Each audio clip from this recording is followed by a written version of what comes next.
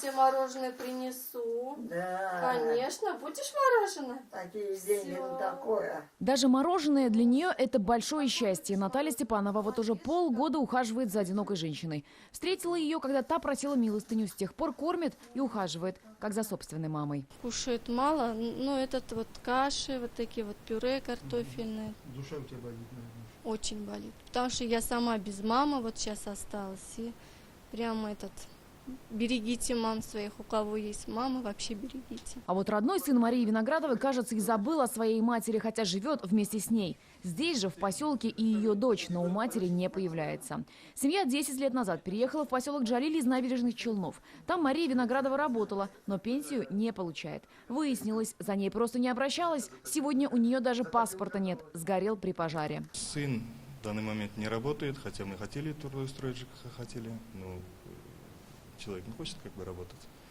а дочка на контакт не идет. Ну, как хотели уж, чтобы по свидетельству о рождении дочери восстановить паспорт. Свет в этой комнатушке зажегся только от фонаря видеокамеры. Электричество отключили за неуплату. Нет и газа. Долг за коммунальные услуги более 240 тысяч рублей. Сколько уже не платите тогда за газ, за все? Ну, приблизительно. Не помню, сколько уже. Нормально уж, прилично.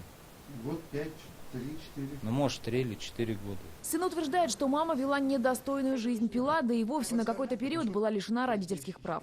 А потому права обвинять его нет, говорит он. Никого не винят и, несмотря ни на что, в беде не бросают неравнодушные джалильцы. В социальных сетях создали волонтерскую группу, да и администрация поселка обещает помочь с решением вопроса. Отправили в исполком в Челны, Набережных Челнов, и также и миграционную службу. На все службы, на все станции обратились с письмами. У нас вот скоро появится паспорт на руках.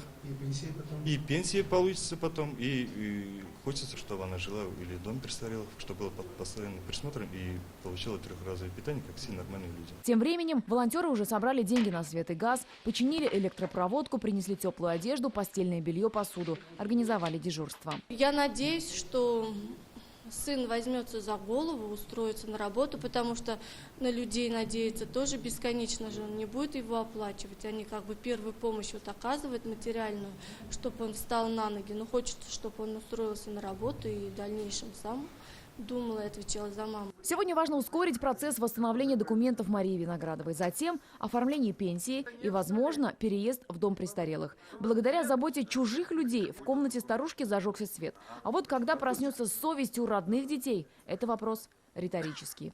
Альбина Слугараева, Фуат Гайсин, Булат Шафигуллин, ТНВ, Сармановский район.